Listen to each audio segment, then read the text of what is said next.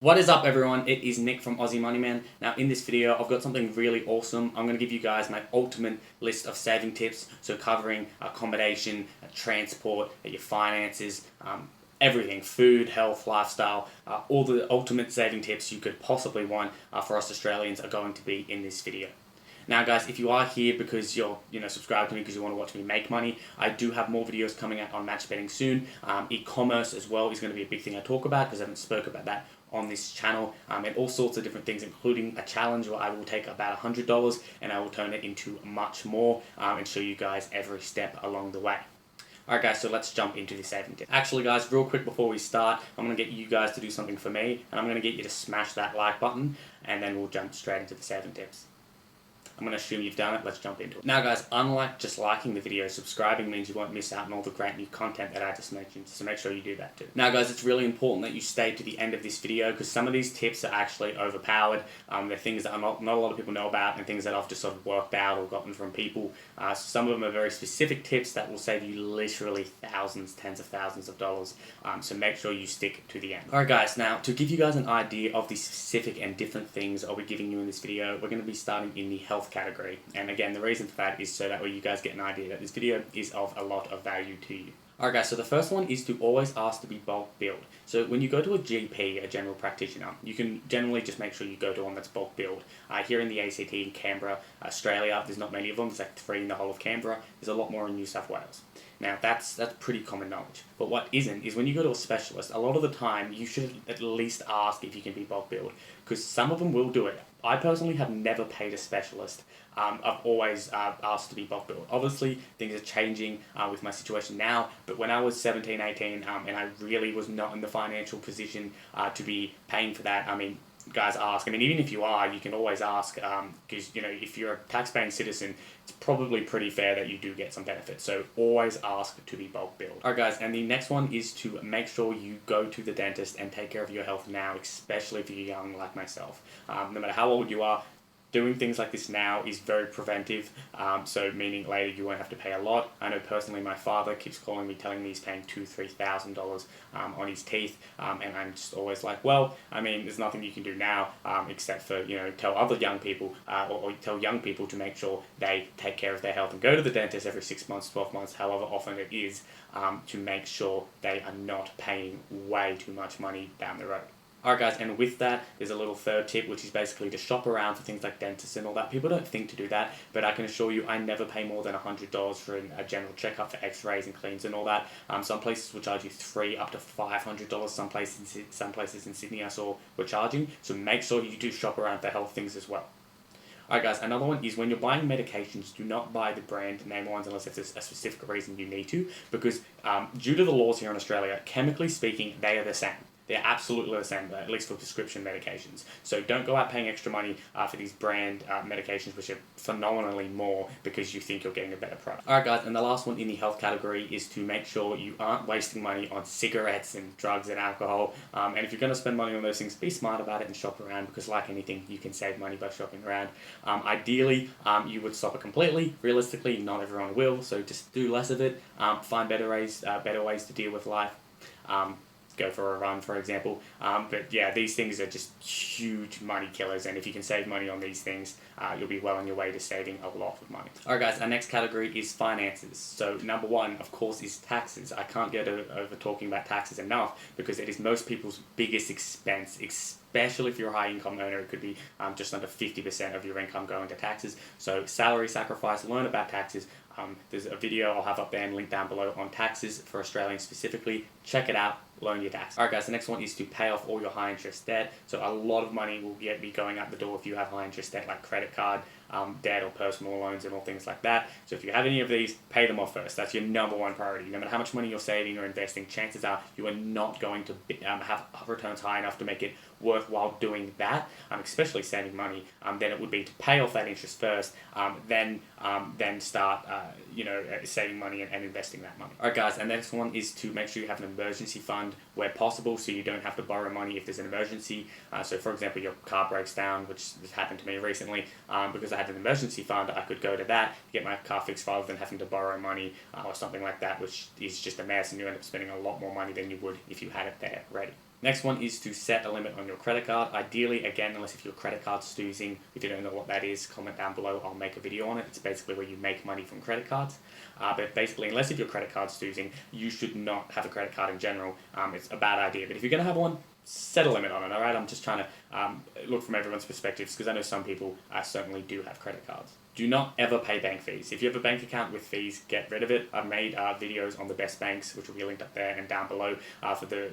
For under 25s, there's an awesome bank that is 4%, and then there's one with 2.87% for everyone else. So make sure, and these are completely fee-free. Do not pay fees with banks. So check those out, guys, and make sure you're not wasting money there. Alright guys, and the last one is something I spoke about in my 6 ways to get free money video, which hopefully you've seen, and you know that it isn't as fake and scammy as the title sounds. They are real tips, and one of them is to go on the ASIC website and claim any lost money there. So money in bank accounts and investments and all things like that will actually be listed on this website. So anyone, yourself or anyone that you know your family, etc., you can go and search up their name and get back lost money, thereby giving you probably what may be savings lost in a bank account. I certainly know with the amount of bank accounts I have, if I didn't carefully track them, I would certainly lose money in bank accounts over time. Alright guys, and there is one more, and that is to leave a cushion in your bank account to avoid overdraft fees. So the fees for this, for at least the banks I've been with, I've noticed are about $10. It's happened to me before. I thought I had more money in it than I did. It overdrafts and it charges $10. You know, you do that 10 times in a year, it's $100. You know, and you just think 10 times isn't that many for a lot of people, so it can really add up. Do not let that happen. So make sure that you have a cushion in your bank account at all times. You know, if you're going to spend $100 for the week, keep a cushion, avoid those overdraft fees. Alright, accommodation, guys. So accommodation is arguably the biggest expense after taxes, so this is one that we would need to concentrate on. Alright, so the first tip is to live in a share house. It is incredibly, insane amount cheaper to split all your expenses with someone else living in a share house, and even more so when you have 3-4 people, etc.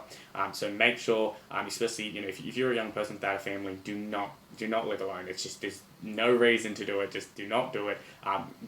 Do what I'm doing right now. Rent out a room or rent out your rooms to someone. Either way, you should definitely be saving money there. Alright guys, so for anyone who has a mortgage, refinance it where possible.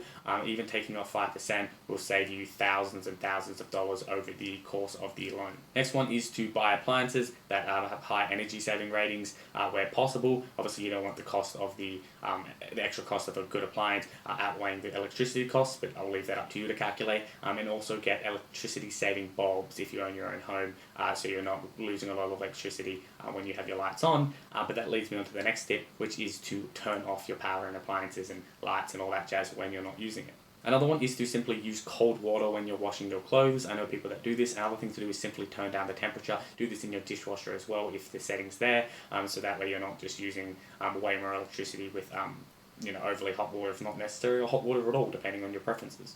Alright guys, the next one is to install water-saving shower heads and taps. So these are all things that I had in my household when I was growing up. We installed these to save money, and it certainly worked from my understanding, so this may be a worthy investment. Alright guys, another huge expense for a lot of people is transport. So let's get into some transport saving tips. Number one, if you have people that work at the same workplace as you, make sure you're carpooling where possible, or university or school, whatever it is.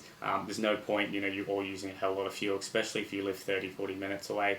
Make some friends and coordinate that. Next one is to simply ride a bike or walk to nearby places. Obviously you use a lot more fuel stopping and starting on short trips than you do on a long, you know, trip on a highway.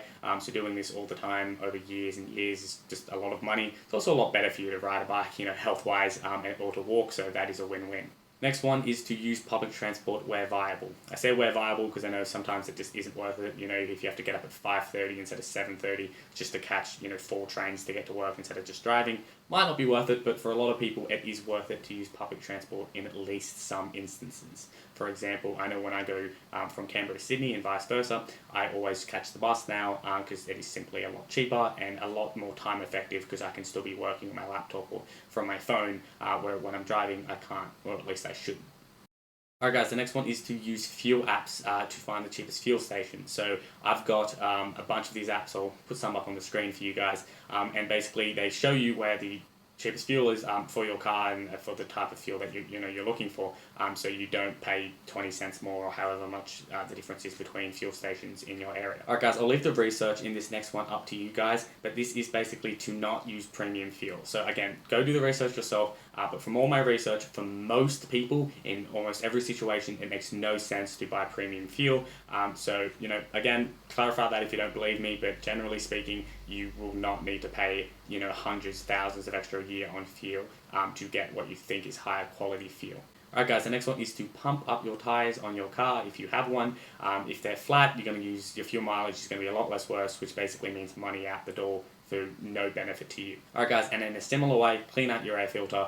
Just make sure your car's generally well maintained, because things like the air filter and the tyres are both things that can affect your mileage. I know the air filter in particular, if it's really dirty, up to 10% of your mileage will be cut. Then you imagine you have flat tyres and who knows what else is wrong with your car. You're just going to be burning fuel for absolutely no reason, and probably killing your car's lifespan quicker as well. And that actually leads me into my last tip, which is if you have an old car, just run it into the ground. You're going to appreciate it later. Even if you want this new car so bad, just keep it for the last 6 months. Honestly, it's going to save you so much money, and you'll probably get a little bit of satisfaction knowing that you've used this car to the end, and you're not just going to take it to the tip and help destroy the environment in the process while wasting your own money.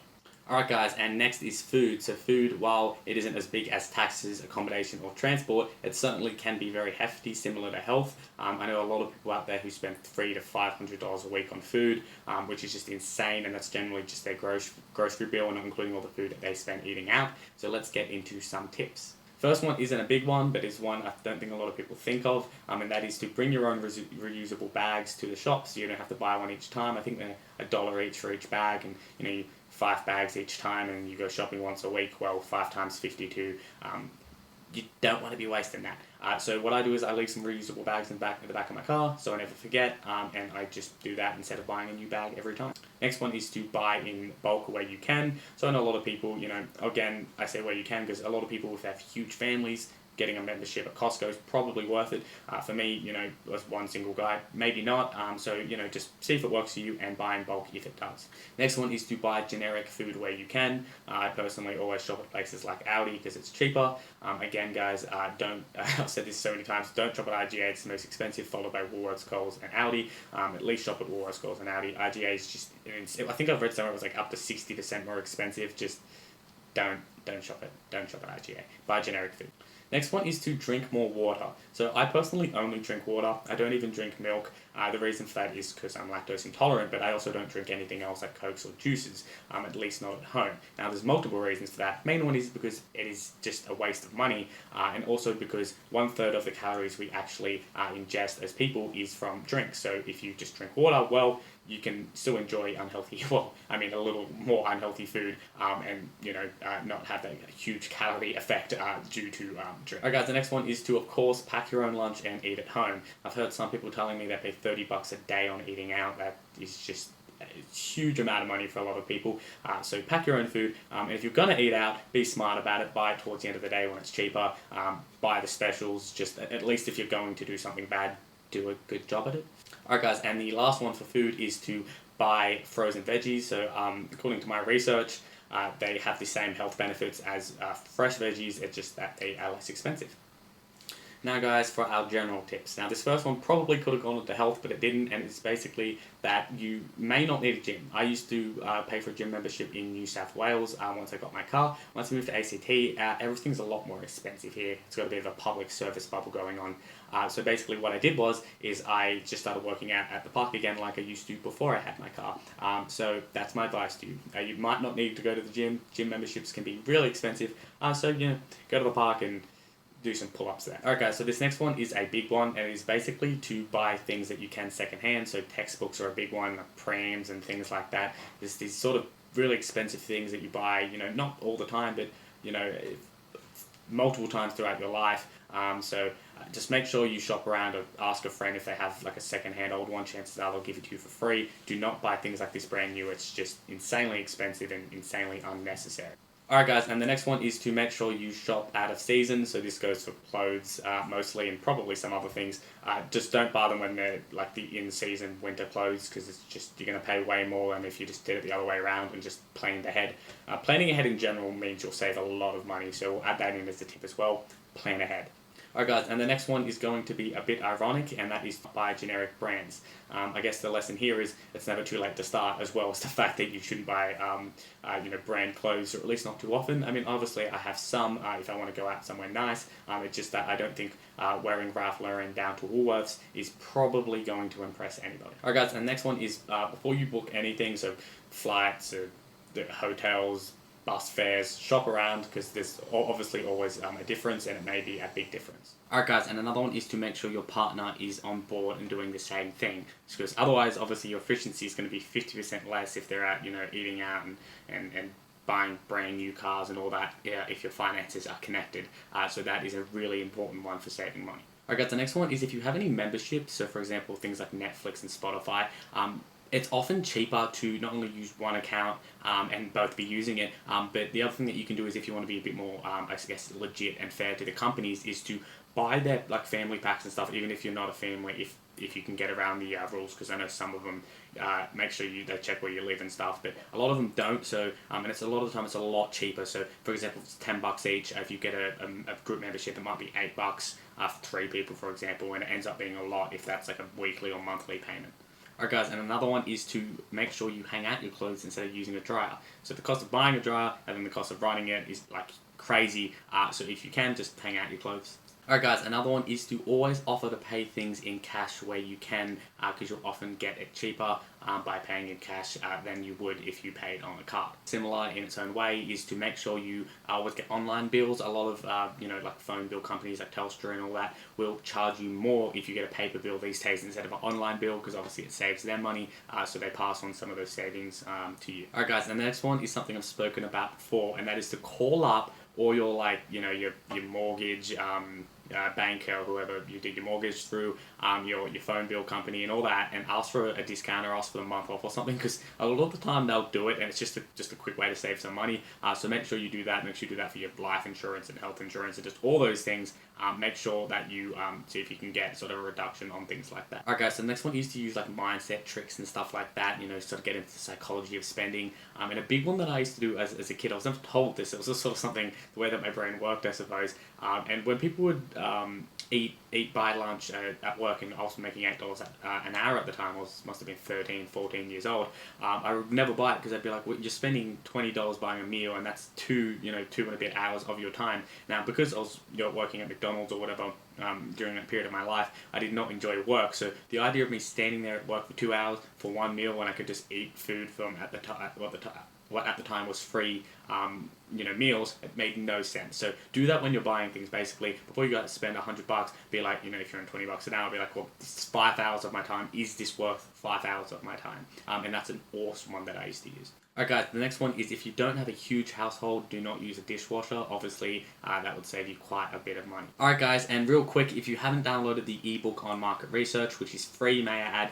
you can download that. It's got over 680 or so downloads now. It's completely free. It's helped a lot of people, so make sure you download that.